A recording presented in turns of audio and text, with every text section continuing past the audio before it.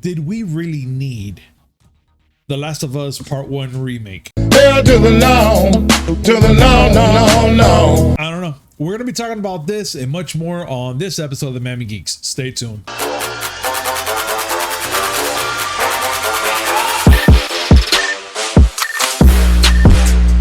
Yo, what's up, everybody? Welcome to a brand new episode of Miami Geeks Weekly Updates, brought to you by digitalcracknetwork.com.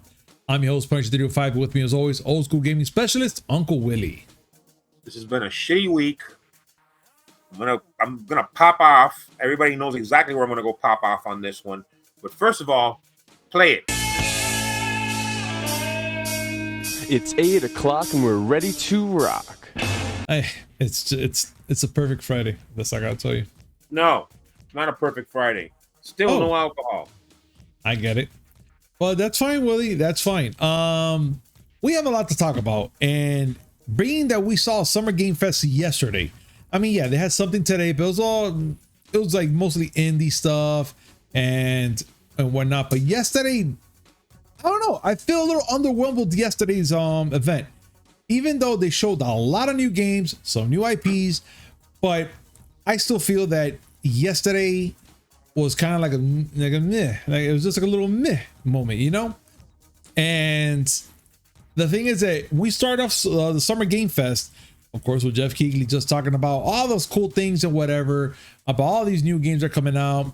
And then if it went from The Last of Us Part 1 remake to Alien Dark Descent and also Marvel's Midnight Sun and a bunch of other more games. Now, the thing that I'm going to be bringing up also, Willie, besides all these games they brought out, why the fuck the developers were kissing ass so hard? Like, I get it, I get it. It's been a rough moment, no E3 because the whole thing with the human malware, but they already established that they're going to be coming back next year, which, okay, fine, that's perfectly fine.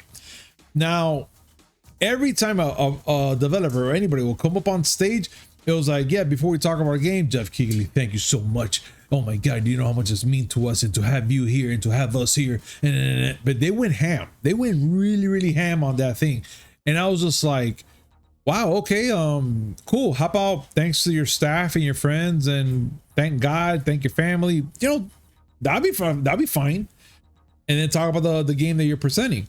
But no. It's like everybody had to literally sit there and just look at Jeff and be like, oh shit, we have to tell Jeff thank you. Jeff, thank you so much. But whatever, man. I don't mind saying thank you in the beginning. Like, hey, thanks, Jeff, for having on here. Now, guys, thank you so much for having us on here. This is the game we're presenting. Yada, yada, yada. Thank my crew. This game's going to come out in this day, this month, this year. Blah. That's it.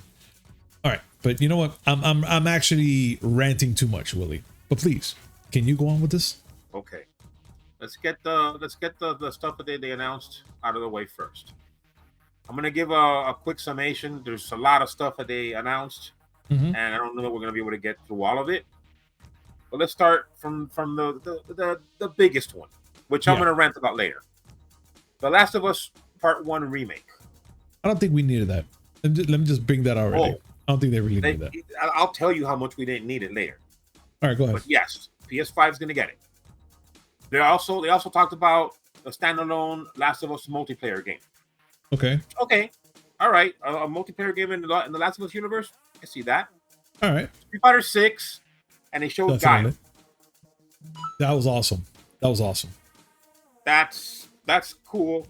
And even cooler is that Maximilian Dude did tweet that this game is gonna be crossplay because it's not gonna be PlayStation exclusive. Sweet. And it's gonna have rollback netcode, which means good multiplayer. All right, that sounds good. That sounds good. Aliens Dark Descent. I think that was awesome. That game was pretty Alien good game in 2023. Hopefully, this is not garbage. It looks like a twin stick, but let's continue. I mean, either way, hopefully it's not garbage. I mean, yeah, okay, I know we got Alien Isolation, but Alien Colonial Marines still left everybody, with a bad taste. They showed how The Last of Us, the HBO series, is going to look. Another game that looks really interesting, the Callisto Protocol. Oh yeah, big time. All I know is that I jumped into the stream late because I had, work stuff and I jumped in and right in the middle of someone getting their head eaten off. Oh yeah. In a very grotesque way, which I was pleased with. Oh, same here. They showed Call of Duty Modern Warfare 2. I was very happy. I was happy with that as well. The remaster. I don't know. I mean, it's Call of Duty. Fine. I did hear that they're not going to have the No Russian campaign on there. And, well, I get it. It's a sensitive subject now with Russia. But throw balls. Yeah. You did it the first time. Do it again. Huh. Whatever. Layers of Fear. Another game in the series. This one was made in Unreal Engine 5. Midnight Suns, and what the fuck is Spider-Man doing there? I don't know, but I saw, but that trailer we had Venom, and then the whole thing happening, which I was like, all right. I'm being pedantic here because they even spell it differently. I'm thinking about when I think about Marvel's Midnight Suns, SONS. I think about characters like Blade and Ghost Rider. Yes, which they established in this thing as well. Characters but this is totally different. This is XCOM style, and they're throwing as many superheroes in here as possible. Fine. They show gameplay of Gotham Knights. Good. And a nod to you and cousin Jose. Teenage Mutant Ninja Turtles Shredder's Revenge was shown. I was very happy. Yes. And there's going to be a limited run physical release. I'm getting on that. They're releasing an app for Saints Row called Saints Row Boss Factory, which lets you create the game, the character you're going to want to play in game once the game releases. Please don't fuck this game up. Please don't. I love Saints Row. Don't fuck it up. Yeah. They showed a gameplay of Cuphead: The Delicious Last Course, the DLC. Lovely, awesome. Lovely. And a couple other things here and there. Witchfire finally made an appearance. It showed up that Jeff Keighley had premiered it on the Game Awards in 2017. The game disappeared. Now it's back. Looks pretty cool. That's crazy, man. Another first-person shooter that won't be able to play because I suck at them. One that really shocked me. Flashback 2. This is a game that I played on the Genesis when it first came out, the original Flashback. And now there's a part 2. Okay. I'm impressed. And a game that gave me weird vibes when I heard it and saw it. A developer called Frostgiant, which is supposedly made up of ex-Blizzard staff, are making a real-time strategy game called Stormgate. Oh, yeah. And the reason why it gave me weird vibes is because I remember years ago, a long time ago, the ex-Blizzard devs making a game called Hellgate London. Hellgate, Stormgate, whatever. Goat Simulator 3, because reasons, and no, Sergio, there was not a Goat Simulator 2. And Warhammer. We went through one and 3 like that. There's no 2. 1 to 3. You went straight to 3. Holy shit! Which obviously means it's more better. Oh yeah, of course. They have another Warhammer 40K game, which is that Warhammer is way too dense of a lore for me to even try to get into. Genshin Impact, the developers of that game, have 2 other games, Honkai Star Rail and Zenless Zone Zero. Okay. They showed more footage of Nightingale. Good stuff. That's a lot of stuff that we talked about. There's been some smaller ones. I don't think people need to be told about One Piece because it's One Piece. Anyway, a lot of things that are talked about there. Let's get down to the good things, Willie. What sticks to me about this? What sticks to me about all these announcements isn't the amount of games. We were expecting a lot of games. Yeah. It's the thing that stayed with me is a comment that Agent Joe had said to us afterwards, and it's something that I think, he's got a point. There's a lot of games and there's some interesting announcements, but he was underwhelmed. Yeah. Not because the games look like garbage. Me personally, I'm always going to be looking at Street Fighter, of course, and And Alien Dark Descent and the Callisto Protocol look like fun, disgusting games. Yeah. Make of Call of Duty Modern Warfare 2, whatever you want. New engine, so it looks it looked really good. But I think I know what you mean when it was underwhelmed, and that's what I kind of felt. And it's the fact that we didn't really get a lot of like AAA games though. We did, just not the heavy hitters that we were expecting. Yeah.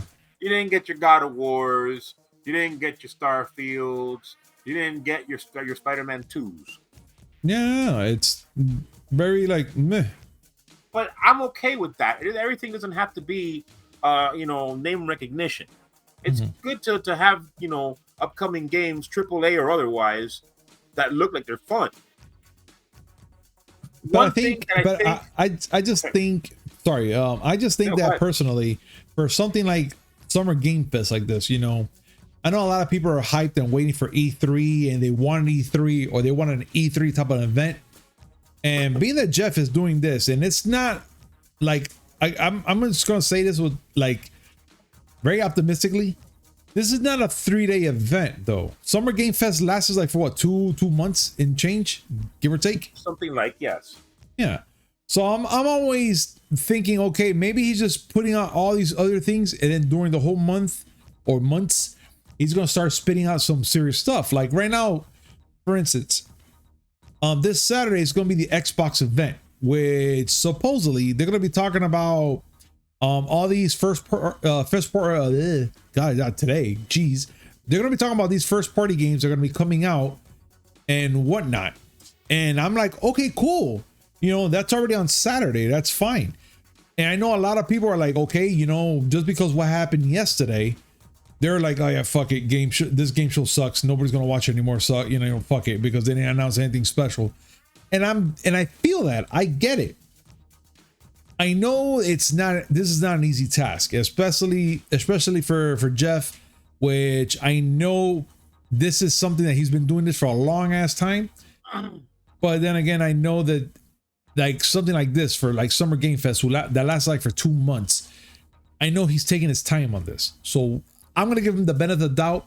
And as for Joe, I know what he meant, that he was very underwhelmed, but let's give it some time. Let's see what's going to happen during these months when it comes out. I mean, for God's sakes, though, one of the biggest things that they announced where everybody, I'm not sure how anybody feels, I know how I feel, is the whole thing with the Last of Us remake. And I just looked at it, I go, the game is not even 10 years old, and you're going to make a remake of this game? No, like it's worse than that. Let's go. Okay. It's not the fact that the game is not 10 years old and it already has a remake. It's the fact that it's not 10 years old and it's on its second remake. Because remember, it originally came out at the tail end of the PS3. Yes, you're right. And they got a PS4 version because, of course, it was going to get a PS4 version. But now they're talking about for PS5, we're going to make it prettier. Yeah, it's the same game, just prettier. And not just that. You're going to pay $70 for the privilege of playing The Last of Us Part 1 again.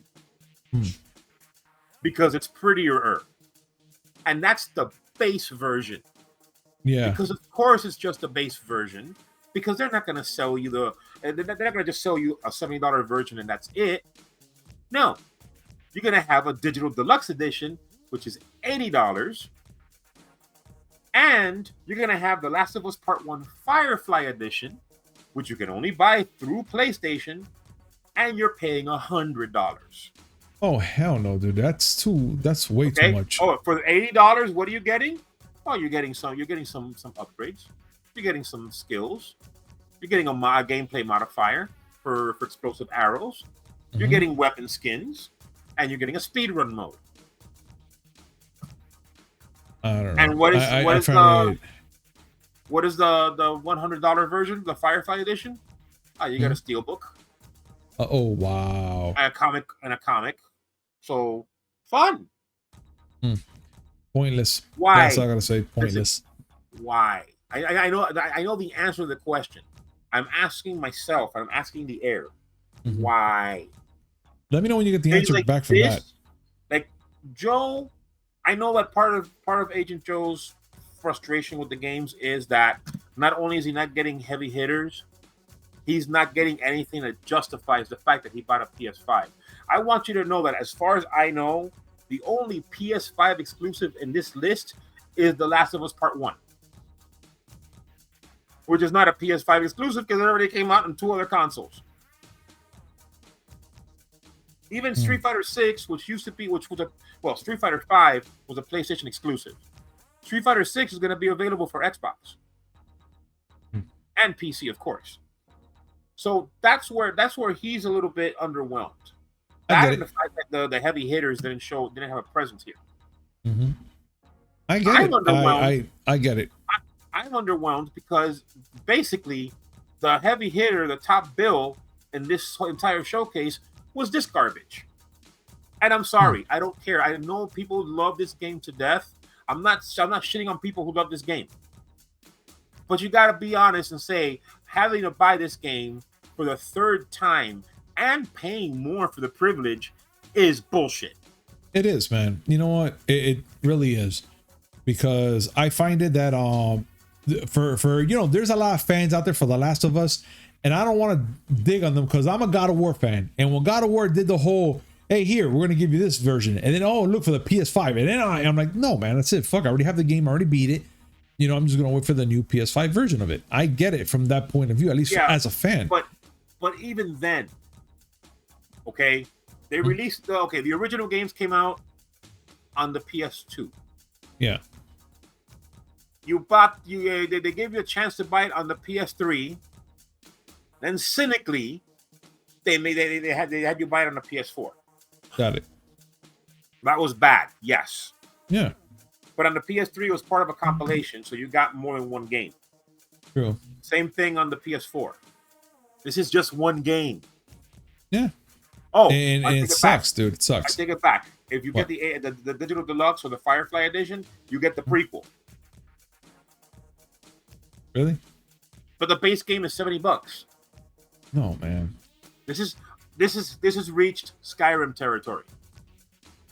Any moment now, they're gonna go and say, "Oh no, but the PS5 version is different." Ellie can bake. I mean, look, let's do this, Willie. Let the fans talk about this right now. So we're gonna let them get this opportunity and get it off their chest and let them know and see if we're wrong. I would love to hear your point of view, ladies and gentlemen. What do you guys think of this? Are we right? Are we wrong? Is there maybe something different that we're not seeing that maybe there's a reason why you guys will be more interested in buying this game for the PS5 or remake? Please comment down below. We would love to hear your thoughts and let's have a conversation about this. But now we have to continue on, and pretty much like I told you, Willie, Xbox is on the track of releasing 5 first-party games in this year already. And no, I'm sorry, not this year, next year, excuse me. And it's gonna be for June 30th. Within the next year. Yeah. Pretty much ending June 30th, 2023. They're gonna be giving us 5 new parties. 5 first party games. 5 new parties, dude. So by that time they're gonna be giving some new games. So I'm like, all right. And so far, from the 5 games they're talking about, they're going to be for that fiscal year, they're going to be talking about what? Microsoft Flight Simulator, Psychonauts 2, Age of Empires. What? Those are the ones that came out in this current fiscal year. Oh, I thought these are like the new ones that they want to spit out. No. They had a media briefing where they said that they released 5 new games for this current fiscal year, first party titles. And they did say Flight Simulator, Psychonauts 2, Age of Empires 4, Forza Horizon 5, and Halo Infinite. Yeah. They did. Yes, they did. True. And they're saying, and I quote here, "We are on track to meet or exceed that amount next fiscal." And that's the period from July 1st of this year to June 30th of next year. We know, at the very least, that they committed to releasing Starfield. Okay. They've said that they're going to release Redfall. now what are the other three? Oh, we're gonna have to wait and see. I'm eager to see. I'm actually eager to see what they're gonna be spitting out to us, and what these freaking first party games that they're gonna be giving us. So I'm actually interested in that. But Willie, Sure. this Saturday, it's the day. It's the day of all days. We're Make it sound probably like gonna it's go. important. Well, we're gonna maybe see Jurassic World Dominion, aren't we? Well, I'm still on human malware watch, unfortunately. Nah, I thought you already passed that, dude. No. I got back on Sunday, and I was informed that a member of the group that we were with, which we weren't in direct contact with, but indirectly, received the human malware as a present. By the way, I hope they get the receipt.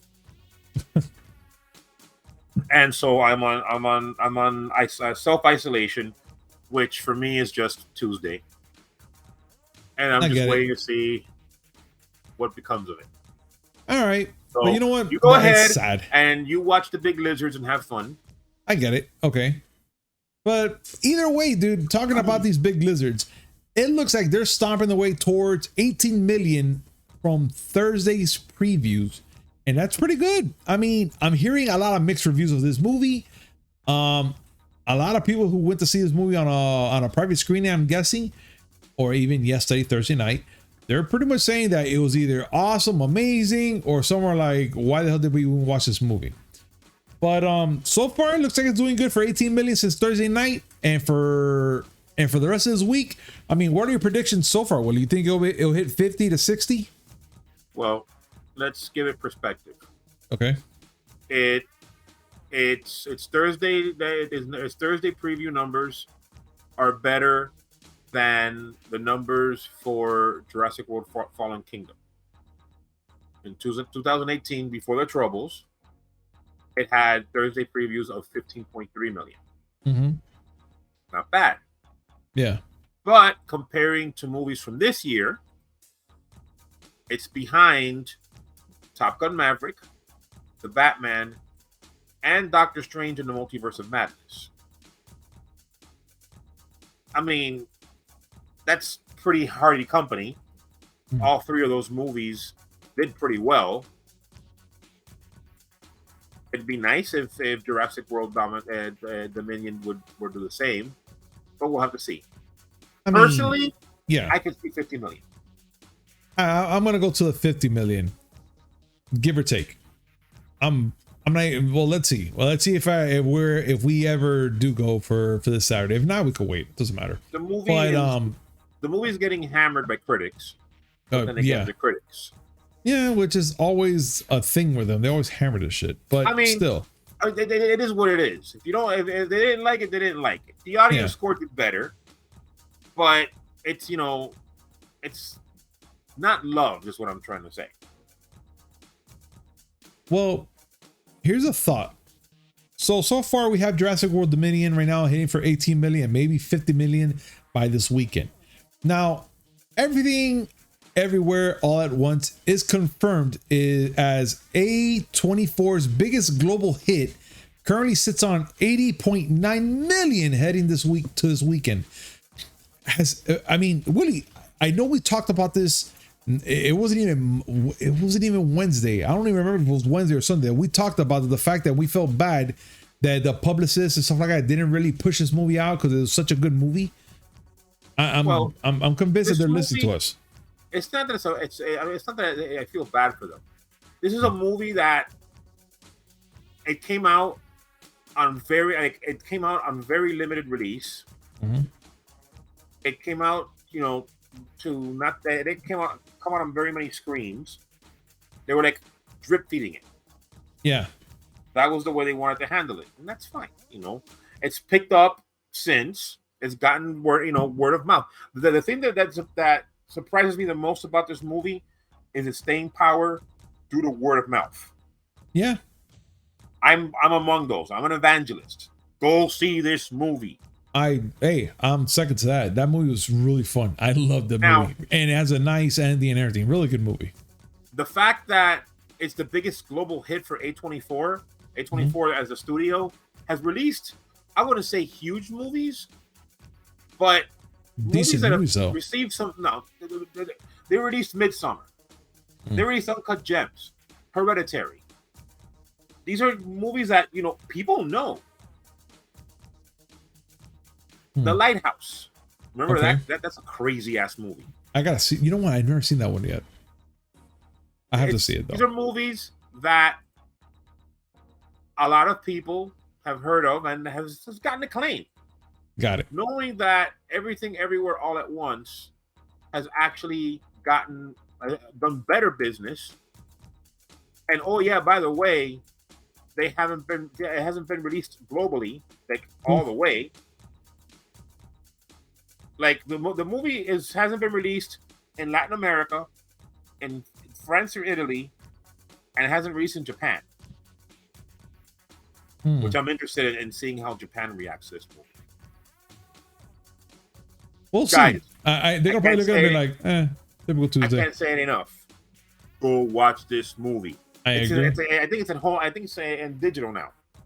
Yeah, no, it's definitely on digital right now. They're already announcing it on the Amazon Fire Stick where to go watch it and all that good stuff. It needs to be watched.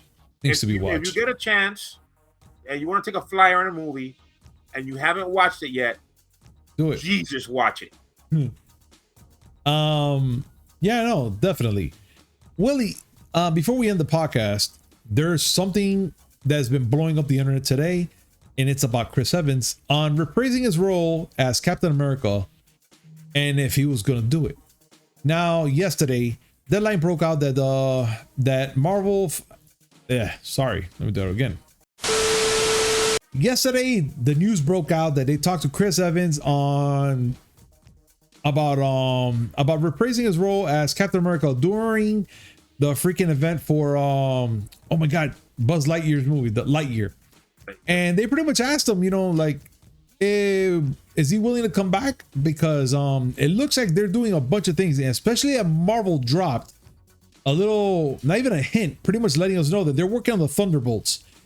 And you guys know that's kind of like the Suicide Squad for Marvel and whatnot. But they even asked him, like, is he willing to come back to do a Captain America movie, if possible? He did not even deny or even corrected the fact. They just said, if the script is right, that he'll come in, that he'll jump in, or if the script is right or the pocket's fatter, whatever the case is. But I still say that there is a possibility that Chris Evans can come back as Captain America. Now, the only thing is that if he does come back, how is he going to come back? Wait, there's questions there. First of all, you sound like Jim Carrey and Dumb and Dumber. Play it. So you're telling me there's a chance? Yeah! You sound like that. So you're saying there's a chance? I mean, you just literally said it. I know. Just say it again. What he's saying is that although you can never say never, that the situation has to be extraordinary. Let me see if I can find the direct quote here because I don't see it here. Okay, here it goes.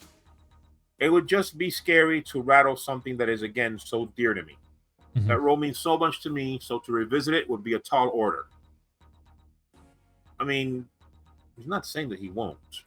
I know he's not saying that, but he's not saying that he will.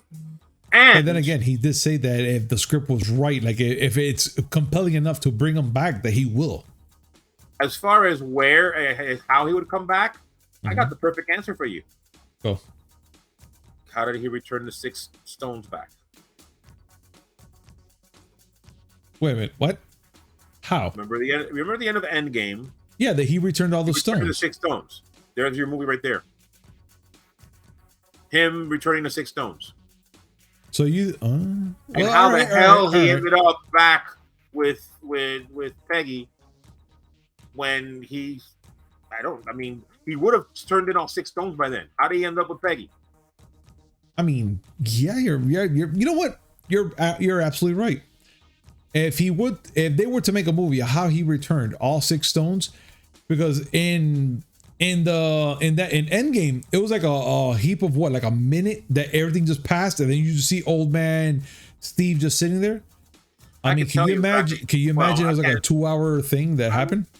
I would be able to tell you, except that the timeline doesn't work. Okay. Remember that one of they got the Tesseract from the Shield facility. Yeah. Where Tony's dad was working, where Howard Stark was working.